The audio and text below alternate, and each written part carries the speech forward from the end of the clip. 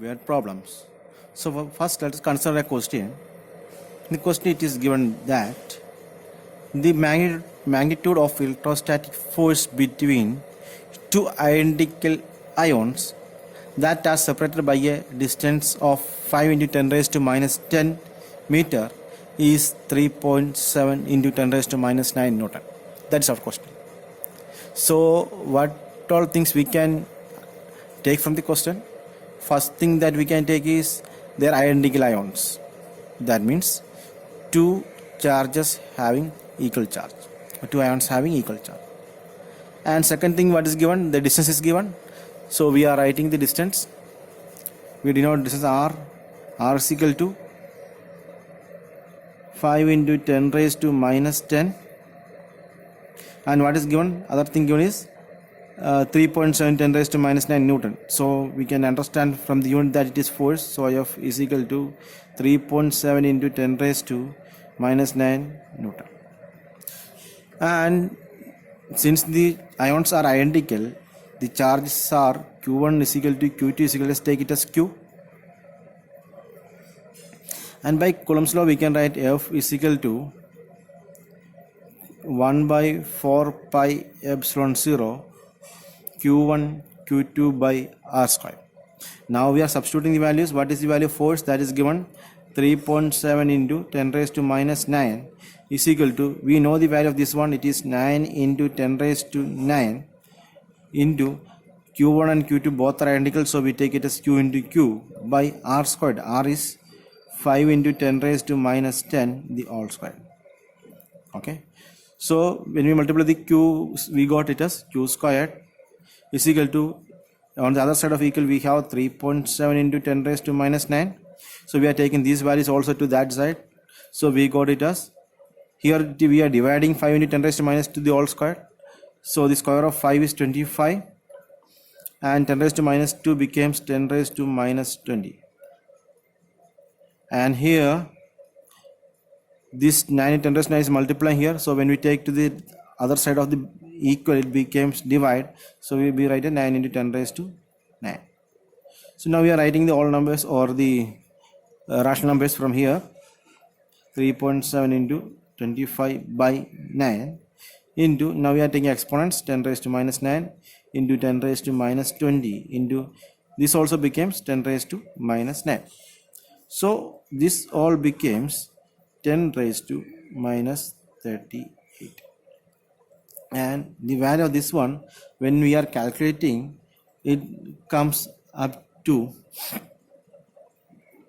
3.7 into 25 by 9. We are leaving everything like this. So this is value of Q squared. Then what is value of Q? Q is equal to root of 3.7 into 25 by 9 into 10 raised to minus 30. So when we take the square roots, what we got? We can take the square root of 3.7 into, it is square root of 25 is 5, square root of 9 is 3 into square root of 10 raised to minus 38 is 10 raised to minus 90. And when we find the square root of 3.7 and substituting the values, we got it as 3.2 into 10 raised to minus 19 Coulomb. So this is the charge of one ion in this problem. Now we are coming to the second part. The second part of the question is how many electrons are missing from each ion. So we learned in chemistry that ions are atoms which lose some electrons or some gain electrons, maybe positive or negative. Here the question, it is asked how many ions are missing. So we can understand that it is positive ions. Okay, so now we are going to calculate that one. So we already discussed that Q is equal to N. Yesterday we discussed that Q is equal to Ne. That means number of electrons into charge of one electron. Okay, or if you want to find the number of E is equal to Q by E. So we found the value of Q here, that is equal to 3.2 into 10 raised to minus 19 And we already discussed about the charge of electron yesterday. That is 1.6 into 10 raised to minus 90. This minus 90 and both get cancelled. When we divide this 3.2 and 1.6, we got it as 2. So the value of 2.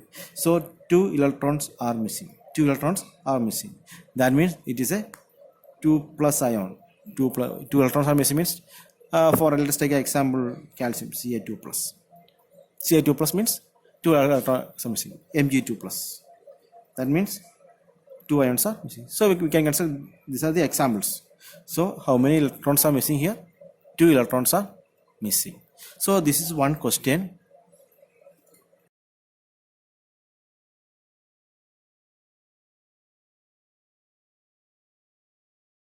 Now let's move to the next question. This question is, two insulated copper spheres of charge plus 10 microcoulomb and minus 20 microcoulomb have their centers separated by a distance of 10 centimeter.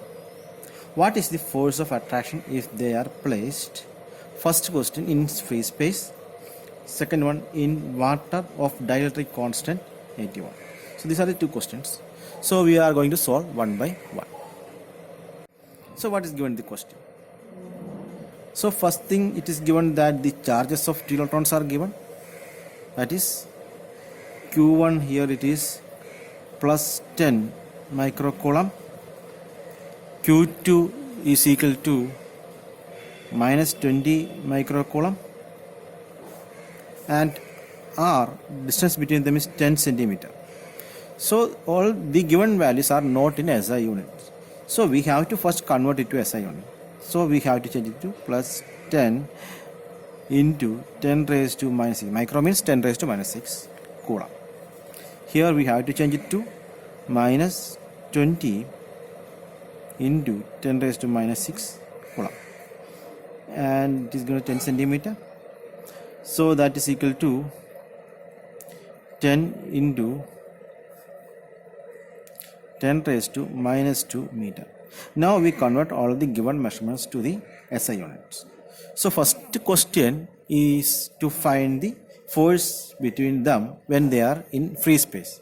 That means the epsilon 0 is, we are using epsilon 0 there. So by Coulomb's law we know that F is equal to 1 by 4 pi epsilon 0 Q1 Q2 by R square. That is equal to, the value we know, it is 9 into 10 raised to 10 raised to 9 into Q1 is 10 into 10 raised to minus 6.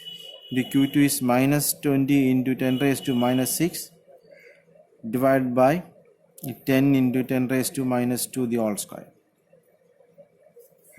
So it becomes, we can take 9 from here, we can take a 10 from here, we can take 20. I am writing the 20 as 2 into 10. So I take minus here. And in the numerator it is, so why I am writing 2 into 10 means we can cancel this 10 with the powers. So it is 10 raised to 9, 10 raised to minus 6 into 10 raised to minus 6 divided by, here it becomes, squaring we got it as 10 into 10 into 10 raised to minus 4.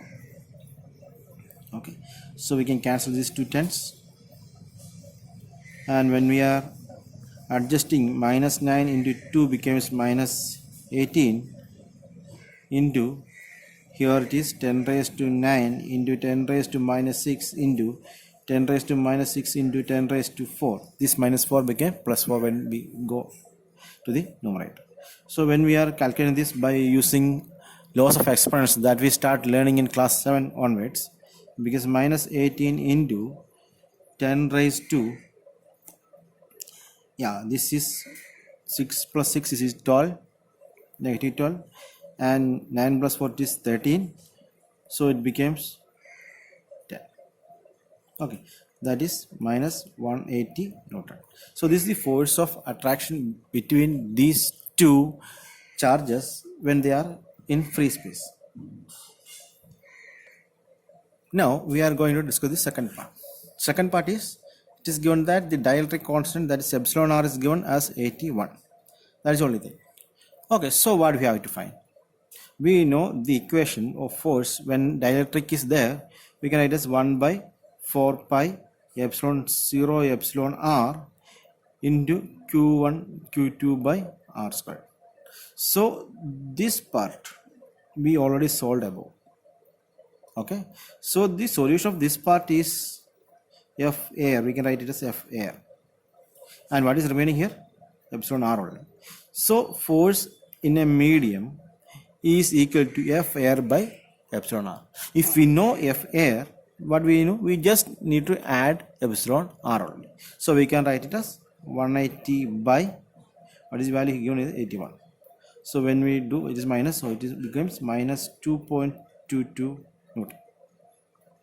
Okay, suppose the first part is not there. First part is not there. Then how can you find? Then we can find F medium is equal to, we know the value 1 by 4 pi epsilon 0. That is, we can write K by epsilon r into Q1 Q2 by r squared. This may be the equation.